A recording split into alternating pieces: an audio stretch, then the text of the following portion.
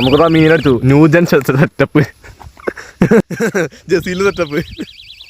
നമുക്ക് എന്താ മീൻ നോക്കാം.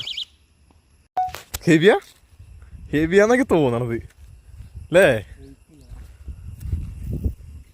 ആ പിന്നെ അങ്ങനെ വെയിറ്റ് ഉണ്ടാവണം.